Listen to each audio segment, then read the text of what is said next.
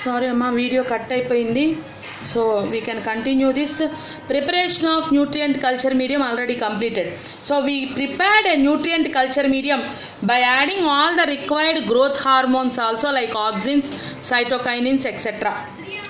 Now we have to sterilize the nutrient culture medium. That is the second step. Sterilization of nutrient culture medium. Whatever culture medium we prepared, that we have to sterilize now. How we will sterilize? See, whatever nutrient culture medium we prepared in the test tubes. So all these test tubes with cotton plugging are ready now. These test tubes are sterilized by using an instrument called autoclave. This technique is called autoclaving. So these test tubes are kept in an instrument called autoclave at 121 degrees Celsius temperature and 15 lbs pressure for 15 to 20 minutes, such that all the microbes which are present in this nutrient medium will be killed, such that sterilization of nutrient medium will be completed. This process of sterilizing a medium or sterilizing a substance in an autoclave is called autoclaving. So autoclaving is done such that sterilization of nutrient medium occurs. How the autoclaving is done? By keeping the nutrient medium in an instrument called autoclave at 121 degrees Celsius temperature, 15 lbs pressure for 15 to 20 minutes. So it will be just like our fridge. ఒక fridge లాగా ఉంటుందమ్మా, ఒక door ఉంటుంది, అది open చేసిన తర్వాత ర్యాక్స్గా ఉంటుంది autoclave. దీంట్లో మనం ఒక హోల్డర్ తీసుకొని దాంట్లో టెస్ట్ ట్యూబ్స్ పెట్టడానికి హోల్స్ ఉంటాయి అన్నమాట. వాటిలో టెస్ట్ ట్యూబ్స్ పెట్టి ఆ ఆటోక్లేవ్లో మనం పెడతాం అన్నమాట. దాన్నే ఆటోక్లేవ్ అంటారు. అదొక మిషన్, అదొక ఇన్స్ట్రుమెంట్. ఆటోక్లేవ్లో 121 డిగ్రీస్ సెల్సియస్ టెంపరేచర్ని, 15 lbs ప్రెషర్ని 15 to 20 minutes మెయింటైన్ చేయటం వలన స్టెరిలైజేషన్ ఆఫ్ న్యూట్రియంట్ మీడియం జరిగింది. సో ఇప్పుడు మనం 2 steps కంప్లీట్ చేసాం టిష్యూ కల్చర్లో. Preparation of nutrient culture medium, sterilization of nutrient culture medium.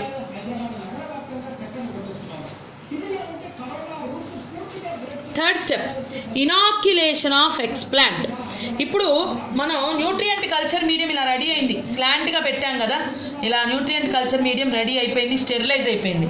ఇప్పుడు దీని మీద మనం ఎక్స్ప్లాంట్ని తీసుకొచ్చి పెట్టాలి.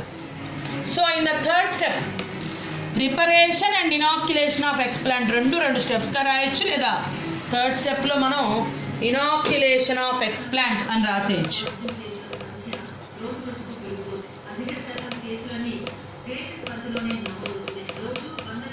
So how to prepare explant seed? Explant, already I told you, any part of plant body that is used in tissue culture is called explant. Now we are performing a stem culture. So we have to bring a stem piece like this. This stem already గాలికి ధూళికి పెరిగింది కాబట్టి కొమ్మ, ఆ కొమ్మ మీద దుమ్ము ఉంటుంది కాబట్టి first we have to wash with water, tap water. First tap వాటర్తో wash చేస్తాం. వాష్ చేసిన తర్వాత సర్ఫేస్ స్టెరిలైజేషన్, ఈ సర్ఫేస్ మీద ఉన్న మైక్రోబ్స్ అన్నిటినీ చంపేయడం కోసం surface sterilization of explant, surface sterilization of explant by using 0.1% mercuric chloride or mercuric chloride or 1 to 2% sodium hypochloride. Sodium hypochloride. So I repeat, the explant is surface sterilized by using 0.1% mercuric chloride or 1 to 2% sodium hypochloride. అంటే surface sterilisation మాట, chemicals use చేస్తాం. ఇప్పుడు corona virus నుంచి కూడా మనం ఏవైనా surfaces clean చేయడానికి ఆఫీసుల్లో సోడియం హైపోక్లోరైడ్ సొల్యూషన్ యూజ్ చేస్తున్నారు అందరూ. 1 to 2% సోడియం హైపోక్లోరైడ్ సొల్యూషన్ పెద్ద పెద్ద క్యాన్స్లో అమ్ముతున్నారు అన్నమాట. ఆ క్యాన్స్ ఆ లిక్విడ్ తీసుకుని క్లాత్ మీద కొంచెం ఫ్యూ డ్రాప్స్ వేసుకొని టేబుల్స్ అలాంటివి తొడవచ్చు అన్నమాట. అంటే సర్ఫేస్ స్టెరిలైజేషన్. ఆ సర్ఫేస్ మీద ఏమైనా మైక్రోబ్స్ ఉంటే చచ్చిపోతాయి అన్నమాట. అందుకు ఈ తీసుకున్న ఎక్స్ప్లాంట్ని వాటర్తో కడగటమే కాకుండా సర్ఫేస్ మొత్తం స్టెరిలైజ్ చేసాం by using 0.1% mercury chloride or 1 to 2% sodium హైపోక్లోరైడ్ని వాడి సర్ఫేస్ స్టెరిలైజేషన్ చేసాం. ఇప్పుడు ఈ ఎక్స్ప్లాంట్ క్లీనింగ్ అయిపోయింది. సో అసలైతే థర్డ్ స్టెప్లో మనం స్టెరిలైజేషన్ ఆఫ్ ఎక్స్ప్లాంట్ అని రాసుకొని ఫోర్త్ స్టెప్లో ఇనాక్యులేషన్ ఆఫ్ ఎక్స్ప్లాంట్ అని కూడా రాసుకోవచ్చు. అది మన ఇష్టం. డైరెక్ట్ ఇనాక్యులేషన్ కూడా కొంతమంది రాసుకుంటారు, మనం లేదంటే విడివిడిగా రాసుకోవచ్చు అన్నమాట. ఇప్పుడు మనం థర్డ్ స్టెప్ అయిపోయింది. ఏంటది? స్టెరిలైజేషన్ ఆఫ్ ఎక్స్ప్లాంట్ అయిపోయింది కదా, లేదా ప్రిపరేషన్ ఆఫ్ ఎక్స్ప్లాంట్ ఏదైనా అనుకోవచ్చు. ఇలా ప్రిపేర్ చేసాం మనం ఎక్స్ప్లాంట్ని. ఇప్పుడు ఫోర్త్ స్టెప్లో ఏం చేస్తాం? Inoculation of explant. Fourth step ఏంటమ్మా? Inoculation of explant. So how we have to inoculate this explant? See, already we have surface sterilized the explant. The stem whatever we have prepared now surface sterilized, that will be cut into small pieces of 1 centimeter length. So 1 లేదా 2 centimetre length తోటి చిన్న చిన్న ముక్కలుగా cut చేస్తామమ్మా. ఇప్పుడు ready అయిపోయింది explant. Surface sterilise అయిపోయిన చిన్న explant ready అయిపోయింది. దీన్ని ఇనాక్యులేట్ చేయాలి. ఇనాక్యులేషన్ అంటే పెట్టాలి. ఎక్కడ పెట్టాలి? ఆల్రెడీ మనం న్యూట్రియంట్ మీడియం రెడీ చేశాం కదా, స్లాంట్గా కాటన్ ప్లగ్గింగ్తో స్టెరిలైజ్ చేసాం ఈ మీడియంని. ఇప్పుడు ఈ న్యూట్రియంట్ మీడియం మీద ఈ ఎక్స్ప్లాంట్ని తీసుకొచ్చి ఇలా పెట్టాలి. సో ఇనాక్యులేషన్ అది సింపులే కదా. ఈ కాటన్ ప్లగ్గింగ్ తీసేసి ముక్కను తీసుకెళ్ళి ఇక్కడ పెట్టడమే కదా అనుకుంటాం. అలా చేసామనుకోండి, కాటన్ ప్లగ్గింగ్ ఎప్పుడైతే తీస్తామో అప్పుడు మన చెయ్యి ఇక్కడి నుంచి ఇక్కడికి వెళ్ళే లోపల కొన్ని వేల మైక్రోబ్స్ లోపలికి వెళ్ళిపోతాయి. Because this is food, nutrient medium. Important nutrients అన్నీ ఉన్నాయి దాంట్లో. కార్బోహైడ్రేట్స్, షుగర్స్, ప్రోటీన్స్, ఇవన్నీ కూడా మనం కలిపాం కాబట్టి ఈ కార్బన్ సోర్సెస్ ఉన్నాయి కాబట్టి ఇమీడియట్గా మైక్రోబ్స్ అట్రాక్ట్ అయిపోతాయి అన్నమాట. So inoculation of explant is done by taking a several important sterilized steps such that inoculation of explant will be done. Inoculation of explant is done in a specialized instrument called inoculation chamber. Inoculation chamber. It is also known as, actually it is known as inoculation chamber. So in the inoculation chamber only inoculation will be done. So how this inoculation chamber will be seen? Like this. This is inoculation chamber. An UV light will be present here such that this entire box will be solid wooden box ఉంటుందమ్మా. ఇట్లాగా ఈ wooden box లోపల UV light ఉంటుంది. దీన్ని inoculation chamber అంటారు. ఈ inoculation ఛాంబర్లో UV light ఉండటం వల్ల ఇక్కడ ఏం మైక్రోబ్స్ ఉండవు. ఇక్కడ చిన్న డోర్ ఉంటుంది. సో ఈ వుడెన్ బాక్స్ దగ్గరికి మనం వెళ్ళి మనం ఏం చేయాలంటే ఇక్కడ మనం చిన్న బల్లేసుకొని కూర్చుంటాం. లోపల స్పిరిట్ ల్యాంప్ అని ఒక ల్యాంప్ ఉంటుంది అన్నమాట. సో ఈ డోర్కి దగ్గరలో స్పిరిట్ ల్యాంప్ వెలిగించి పెడతాం. మనం ముందు ఇక్కడ కూర్చొని మన హ్యాండ్స్ని ఫస్ట్ స్టెరిలైజ్ చేసుకుంటాం. అంటే సర్ఫేస్ స్టెరిలైజేషన్ క్లీన్ చేసుకుంటాం అన్నమాట. క్లీన్ చేసుకొని మన హ్యాండ్స్ మాత్రం లోపలికి పెడతాం ఈ వుడెన్ డోర్ ఓపెన్ చేసి. ఈ స్పిరిట్ ల్యాంప్కి దగ్గరలోనే ఇనాక్యులేషన్ చేయాలి. ఎందుకంటే ఆ వేడికి మైక్రోబ్స్ ఏమి వెళ్ళకుండా ఉంటాయి కాబట్టి. ఒక హోల్డర్ హెల్ప్ తోటి ఈ స్పిరిట్ ల్యాంప్కి దగ్గరలో మనం ఒక హోల్డర్ హెల్ప్ తోటి ఈ టెస్ట్ ట్యూబ్ని తీసుకొస్తాం. ఆల్రెడీ మనం స్టెరిలైజ్డ్ టెస్ట్ ట్యూబ్ రెడీ చేసాం కదా, ఆ టెస్ట్ ట్యూబ్ని తీసుకొస్తాం. ఇంకో చేయి ఖాళీ ఉంటుంది కదా మనకి, ఆ చేతితోటి ఈ కాటన్ ప్లగ్గింగ్ని ఓపెన్ చేసి చిన్న ఫోర్సెప్స్ తోటి ఆ ఎక్స్ప్లాంట్ని తీసుకొని వెళ్ళి ఇక్కడ పెడతాం అన్నమాట. దాన్నే ఇనాక్యులేషన్ అంటారు. So inoculation should be done in a chamber called inoculation chamber. I think you understand what is inoculation. So inoculation is nothing but keeping the explant on the nutrient medium by opening this cotton plugging. This inoculation of explant should be done in a chamber called inoculation chamber. This chamber is also known as laminar air flow. Laminar air flow. So what is laminar air flow? That is nothing but inoculation chamber. So inoculation of explant is done in aseptic conditions. What is the meaning of aseptic conditions? Aseptic conditions means without microbes, sterilized conditions అని అర్థం అమ్మ. So inoculation chamber is used to inoculate the explant in aseptic conditions. Now ఇప్పుడు test tube ఉంది, దాంట్లో nutrients food material ఉంది, explant అంటే plant టిష్యూని పెట్టేసాం, ఇక్కడ మళ్ళీ కాటన్ ప్లగ్గింగ్ చేసేసాం. ఇప్పుడు 4 స్టెప్స్ అయిపోయినాయి. First step preparation of nutrient culture medium. Second step sterilization of nutrient culture medium. Third step preparation and sterilization of explant. Fourth step inoculation of explant. Fifth step incubation for growth. Fifth step is incubation for growth.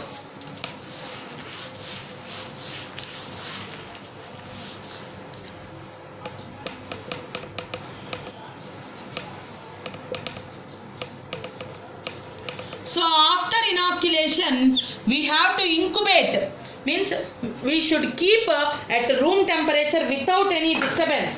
So that is called incubation. Incubation should be done for 3 to 4 weeks at room temperature and pressure.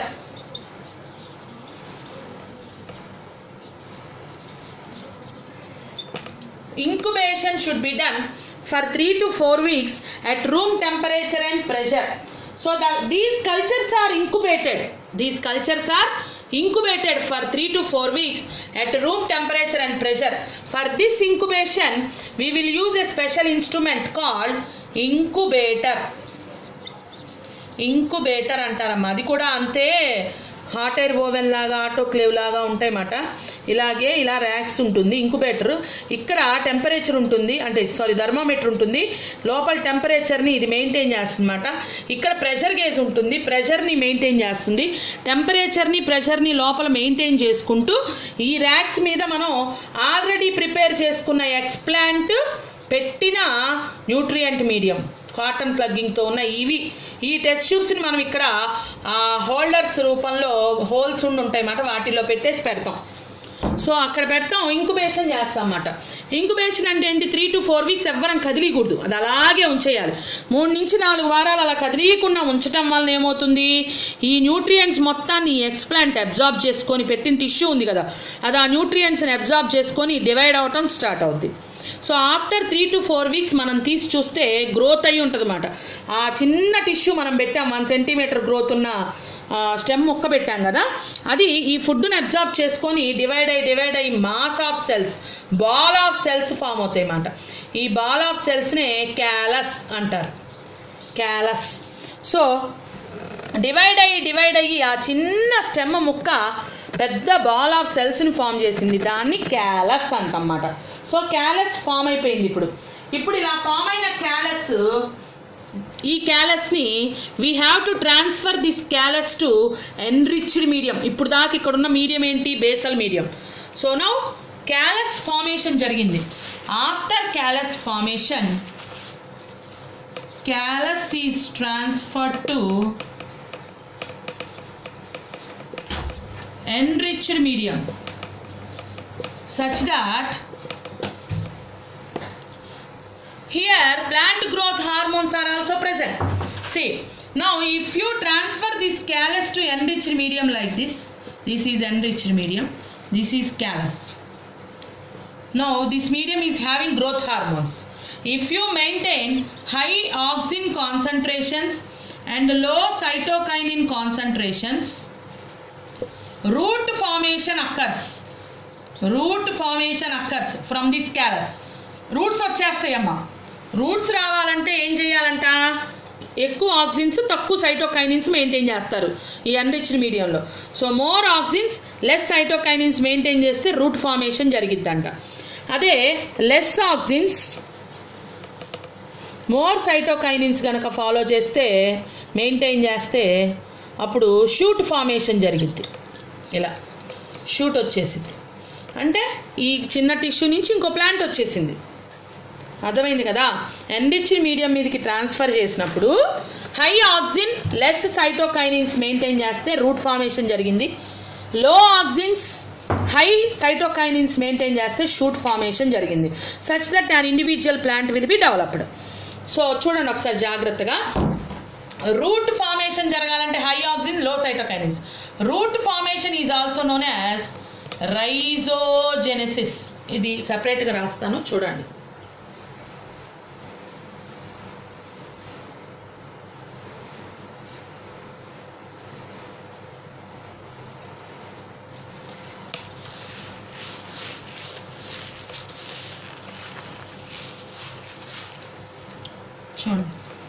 Root formation is known as rhizogenesis.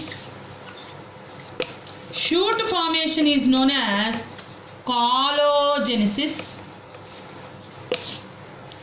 Root and shoot are formed by maintaining auxin and cytokinin concentrations. By maintaining auxin and cytokinin concentrations, rhizogenesis and coalogenesis will occur. Both root and shoot formation is combinedly known as organogenesis because organs are formed. This is also known as morphogenesis, means structures are formed. That's why morphogenesis. As root and shoot organs are formed, that is also known as organogenesis. So this is called organogenesis or morphogenesis. Root formation is called rhizogenesis. Shoot formation is called coalogenesis. Both combinedly known as organogenesis or morphogenesis. This occurs by maintaining auxin and cytokinin concentration variations. Already చెప్పాను, ఎక్కువ auxin తక్కువ cytokinin ఉంటే route వస్తుంది, ఎక్కువ cytokinin తక్కువ auxins ఉంటే shoot వస్తుందని చెప్పుకున్నాం. సో ఇలా రైజోజెనిసిస్ కాలోజెనిసిస్ గురించి మాట్లాడుకుంటున్నాం అన్నమాట. ఇలా రూటు స్టెమ్ అంటే ఆర్గాన్స్ వచ్చేసినాయి అనుకోండి, ప్లాంట్ వచ్చేసినట్టే, ఇండివిజువల్ ప్లాంట్ వచ్చేసింది. ఇప్పుడు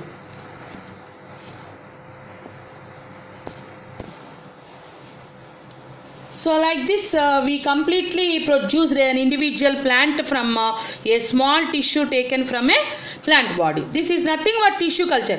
Last finally we will transfer these plantlets to pots. Acclimatization of plantlets and transfer to pots, that is the final step. So I repeat, last step is acclimatization of plantlets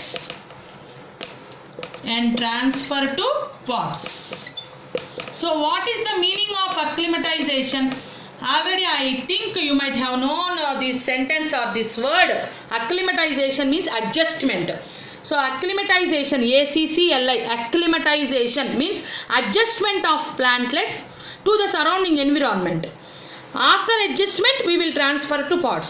What we will do is we have to keep a polythene bag around that plant and we have to expose it to environment. Slowly day by day that cover will be removed such that it will be adjusted to the new environment. And after the plant has developed to some extent, plantlet, now this plantlet will be transferred to pot. చిన్న test ట్యూబ్లో చిన్న Petri డిష్లో grow చేస్తారమ్మా ఈ ప్లాంట్స్ని. అది కొద్ది grow అవ్వగానే వాటి మీద కొంచెం పాలిథిన్ కవర్ తిన్నది కప్పేసి స్లోగా అట్మాస్ఫియర్కి ఎక్స్పోజ్ చేస్తారు. అవి ఆ కొత్త ఎన్విరాన్మెంట్కి అడ్జస్ట్ అయిపోయిన తర్వాత ఆ టెస్ట్ ట్యూబ్లో నుంచి లేదా పెట్రీ డిష్లో నుంచి తీసేసి పాట్స్లోకి ట్రాన్స్ఫర్ చేసి ఫీల్డ్స్లోకి రిలీజ్ చేసేస్తారు. సో అది last step, acclimatization of plantlets and transfer to pots.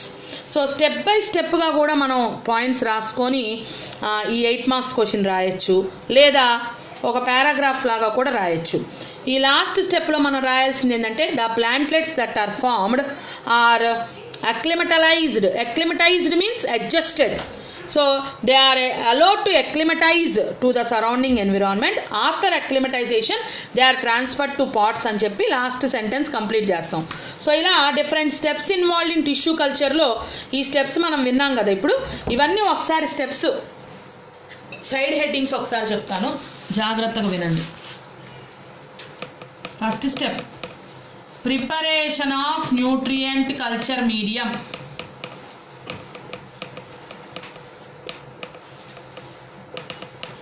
Second step, sterilization of nutrient culture medium.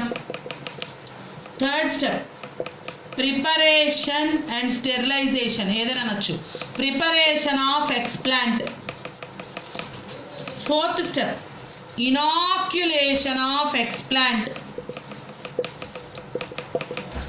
5th step incubation for growth.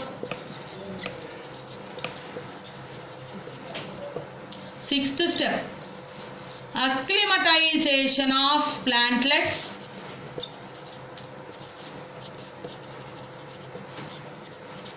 And transfer to pots. So ఫస్టే నేను ఇన్ని స్టెప్స్ ఉంటాయని 6 స్టెప్స్ చెప్పి మీకు ఎక్స్ప్లెయిన్ చేస్తే ఇవన్నీ ఇన్ని స్టెప్స్ ఉన్నాయా అని కన్ఫ్యూజ్ అయ్యే ఛాన్స్ ఉంది. ఒక్కొక్క స్టెప్ నేను ఇండివిజువల్గా చెప్పి లాస్ట్కి ఇవన్నీ వేసాను ఒక చోట. సో మీరు ఫస్టే వేయాలన్నమాట. ఇవన్నీ ఫస్ట్ ఒక చోట రాసి steps involved in tissue culture అని రాసి తర్వాత ఇది ఒక్కొక్క స్టెప్ ఎక్స్ప్లెయిన్ చేయాలి. సో ఇలా ఒక చిన్న టిష్యూ నుంచి ఒక పెద్ద ప్లాంట్ని ప్రొడ్యూస్ చేశారనేది టిష్యూ కల్చర్. దీంట్లో ఇంకా అడిషనల్గా వాళ్ళు అడ్వాన్స్ స్టెప్స్ కొన్ని ఫాలో అయ్యారు. అవి మనం ఇప్పుడు చెప్పుకుంటాం.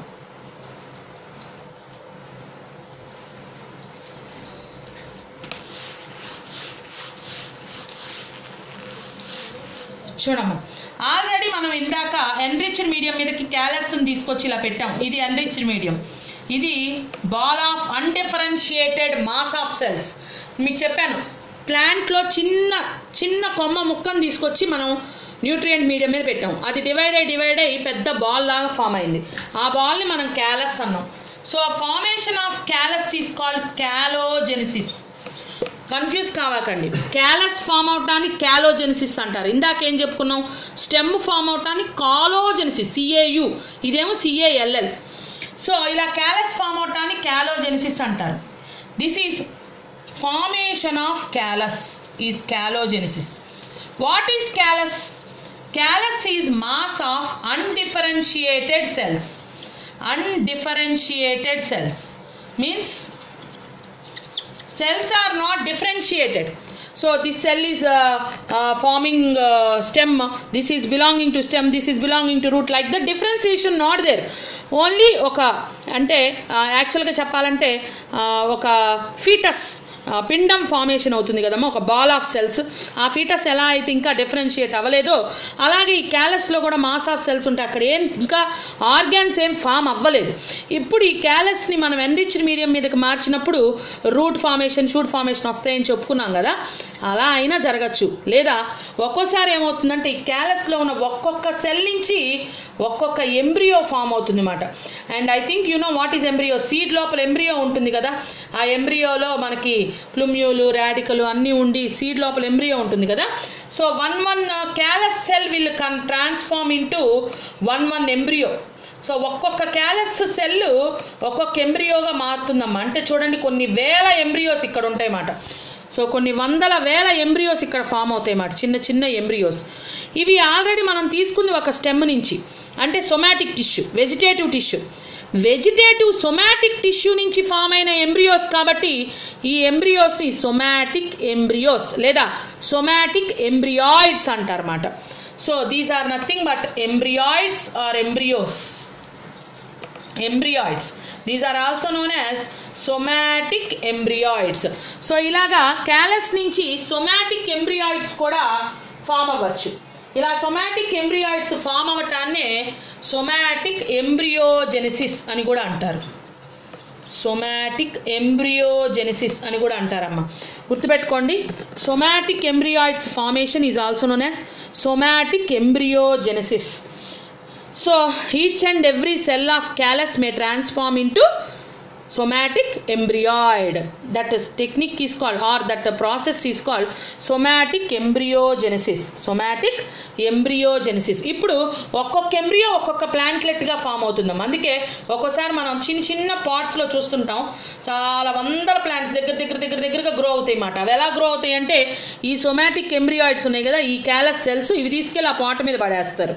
అప్పుడు ఆ పాట్ మీద చిన్న ప్లేస్ లో more number of cells plants వచ్చేసినాయి చూడండి. సో తక్కువ ప్లేస్లో ఎక్కువ నెంబర్ ఆఫ్ ప్లాంట్స్ని గ్రో చేస్తారన్నమాట. మనం చూస్తుంటాం, అమ్ముతుంటారు చిన్న చిన్న పాట్స్లో చిన్న చిన్న మొక్కలు 100 పైన ఉంటాయి అన్నమాట, చాలా వేలకు వేలు ఉంటాయి. సో వాటిలో కొన్నే బ్రతుకుతాయి అన్నమాట. మనం తెచ్చుకొని వాటిని విడివిడిగా నాటేసుకుంటే ఒక్కొక్క ఇండివిజువల్ ప్లాంట్లెట్ అవుతుంది. సో అలాగా ఈ ప్రాసెస్ని సొమాటిక్ ఎంబ్రియోజెనిసిస్ అంటారు. One embryo will develop into one plantlet. So ఇది ఒక ఎడిషనల్ పాయింట్ మీరు గుర్తుపెట్టుకోవాల్సింది. సొమాటిక్ ఎంబ్రియోస్ అంటే అర్థమైంది కదా. అంటే ఇప్పుడు ఇక్కడ తక్కువ ప్లేస్లో మోర్ నెంబర్ ఆఫ్ ప్లాంట్స్ని ప్రొడ్యూస్ చేస్తున్నాం. దీన్నే micro propagation. So what is the meaning of micro propagation? 2 marks question కూడా అడుగుతారమ్మా. So what is the meaning of micro propagation అంటే development of more number of plants in a very small area. తక్కువ ప్లేస్లో ఎక్కువ number of ప్లాంట్స్ని produce చేయటాన్ని micro propagation అంటారు. So see the spelling properly. Micro propagation. So what is micro propagation? It is very important 2 mark question. So what is micro propagation? Definition is development of large number of plants in a very limited space within a short time. So you have to write the definition for micro propagation, which is very important. So you have to remember 2 points here. What is somatic embryogenesis? I think you understand what is somatic embryogenesis. What are somatic embryoids? Next thing is, what is micropropagation? What is micropropagation? Development of large number of plants in a small restricted place, small restricted space within short time. తక్కువ టైంలో తక్కువ ప్లేస్లో ఎక్కువ number of ప్లాంట్స్ని produce చేయడాన్నే micro propagation అంటారమ్మా. అది గుర్తుపెట్టుకోవాలి మైక్రో ప్రొపగేషన్ అంటే ఏంటో. అలాగే ఇప్పుడు మనం ఇందాక ఆల్రెడీ చెప్పుకున్నాం, ఒక చిన్న పాట్లో కొన్ని 100 ప్లాంట్స్ వచ్చినాయి అని. ఈ 100 ప్లాంట్స్ అన్ని ఒకే క్యాలస్ నుంచి వచ్చినాయిగా. అంటే ఆ క్యాలస్లో ఉన్న ప్రతి సెల్ వెజిటేటివ్ సెల్ నుంచి వచ్చిందేగా. సొమాటిక్ ఎంబ్రియాయిడ్స్ అని అన్నాం కదా. అంటే ఈ ప్లాంట్స్ అన్నీ కూడా పేరెంట్కి ఐడెంటికల్గా ఉంటాయిగా. సో ఒక క్లోన్ అంటే మీకు తెలుసు కదా. క్లోన్ అంటే ఏంటి? ఐడెంటికల్ అంటే ఒక సింగిల్ పేరెంట్ నుంచి ఐడెంటికల్గా వచ్చిన ప్లాంట్స్ని క్లోన్ అంటారు కదా. సో ఇప్పుడు వీటిని ఏమంటారంటే సోమాక్లోన్స్ అంటారు. సోమాక్లోన్స్ అని ఎందుకన్నారంటే somaclones are nothing but group of plants produced from somatic tissue by tissue culture. Tissue కల్చర్ని వాడుకొని సొమాటిక్ అంటే వెజిటేటివ్ టిష్యూ తీసుకున్నాం. చిన్న కొమ్మ ముక్క తీసుకున్నాం మనం. ఆ కొమ్మ ముక్క నుంచి కొన్ని 100 ప్లాంట్స్ని ప్రొడ్యూస్ చేశాం కదా. సో ఆ టెక్నిక్నే అలా ఫామ్ అయిన గ్రూప్ ఆఫ్ ప్లాంట్స్నే సోమాక్లోన్స్ అంటారన్నమాట. టిష్యూ కల్చర్ టెక్నిక్లో సోమాక్లోన్స్ ప్రొడక్షన్ జరుగుతుంది అన్నమాట. So this is nothing but as they are very identical to parent plant, they are called somaclones. These group of plants produced from somatic tissue by tissue culture, these group of plants are identical to parent plant. That's why they are called somaclones. That's why they are called somaclones.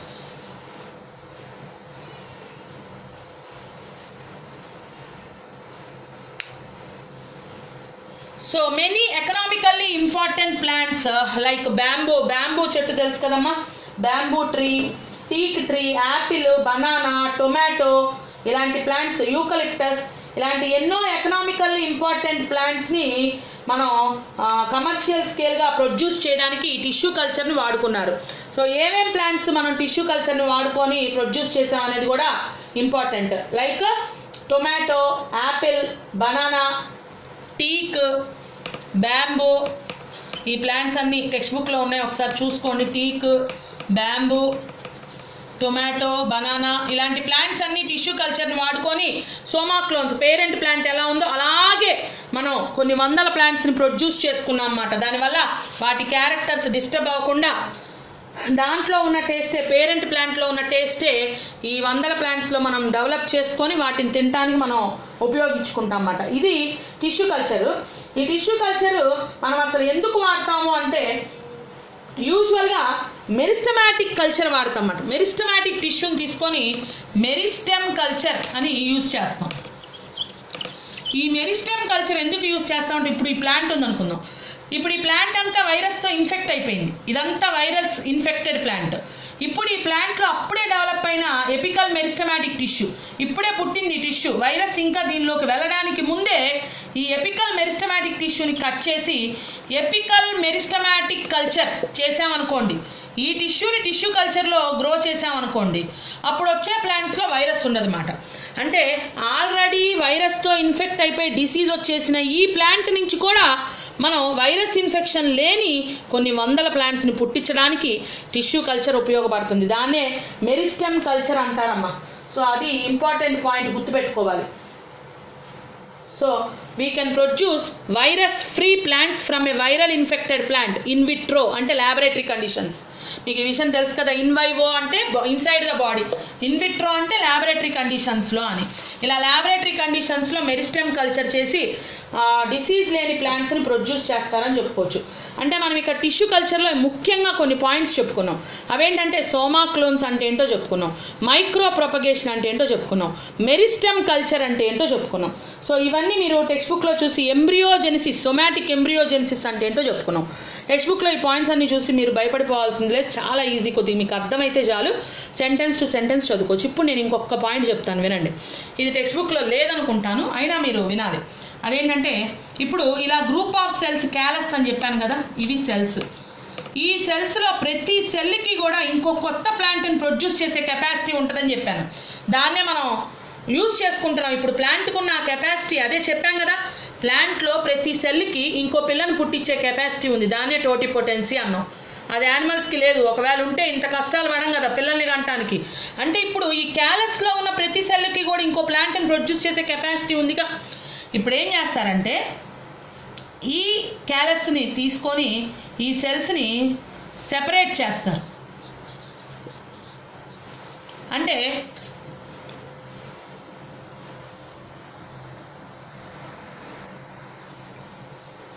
so already I told you the callus cells, if they are separated, one cell can produce an individual plantlet. So that's why these are called soma clones. So group of plants will be produced. Already we discussed all these points. What we will do is these callus cells are separated by encapsulating this callus in some solution. కొన్ని solutions లో మనం ముంచేస్తామమ్మా. ఈ callus ని మునగార వేసేస్తే ఈ cells separate అవుతాయి అన్నమాట. Sodium carbonate లాంటి కొన్ని సొల్యూషన్స్ లో వేస్తాం. అప్పుడు ఈ సెల్స్ అన్ని ఇలా సెపరేట్ అయిపోతాయి. ఇలా సెపరేట్ అయిపోయిన ఈ సెల్ ఒక్కొక్క సెల్ ఒక్కొక్క సీడ్ లాగా యాక్ట్ చేస్తుంది. అంటే ఈ సెల్స్ ని తీసుకెళ్లి మనం సాయిల్ మీద కొన్ని వందల సంవత్సరాల తర్వాత అయినా సరే మనం గనక చల్లామనుకోండి, స్ప్రింకిల్ చేసామనుకోండి, ఒక్కొక్క సెల్ ఒక్కొక్క ప్లాంట్లెట్ని ఫామ్ చేయగలుగుతుంది. అంటే సీడ్స్ లాగా యాక్ట్ చేస్తున్నట్టే కదా. సో ఇవి ఎన్క్యాప్సులేట్ చేసి, అంటే వాటిని వేటిలో కొన్ని సొల్యూషన్స్లో, కెమికల్ సొల్యూషన్స్లో ముంచేసి ఉంచి అవి కొన్ని సంవత్సరాల తర్వాత అయినా వాడుకోవచ్చమ్మా. సో అలా వాడుకుంటాం కాబట్టి వాటిని artificial seeds or synthetic seeds అంటారు. Artificial seeds or synthetic seeds అని కూడా అంటారు. సో ఇక్కడ మనం గుర్తుపెట్టుకోవాల్సింది ఏంటంటే టిష్యూ కల్చర్ ద్వారా ఒక చిన్న ప్లాంట్ టిష్యూని తీసుకొని ఒక ప్లాంట్ని ప్రొడ్యూస్ చేయొచ్చు. అది టిష్యూ కల్చర్. దాని నుంచి ఇంకా అడ్వాన్స్డ్గా ఏం చేశారు, సోమా క్లోన్స్ని ఫామ్ చేశారు. సోమా క్లోన్స్ అంటే ఆల్రెడీ చెప్పాను, సొమాటిక్ ఎంబ్రియోజెనిసిస్ జరిగి సొమాటిక్ ఎంబ్రియాయిడ్స్ వచ్చినాయి. గ్రూప్ ఆఫ్ ప్లాంట్స్ సిమిలర్గా ఉన్నాయి కాబట్టి సోమా క్లోన్స్ అన్నాం. అలాగే మెరిస్టెమ్ కల్చర్ కూడా చేశారు. సోమా క్లోన్స్ ద్వారా సక్సెస్ అయ్యి ప్రొడ్యూస్ చేసిన ప్లాంట్స్ పేర్లు చెప్పుకున్నాం. Teak, bamboo,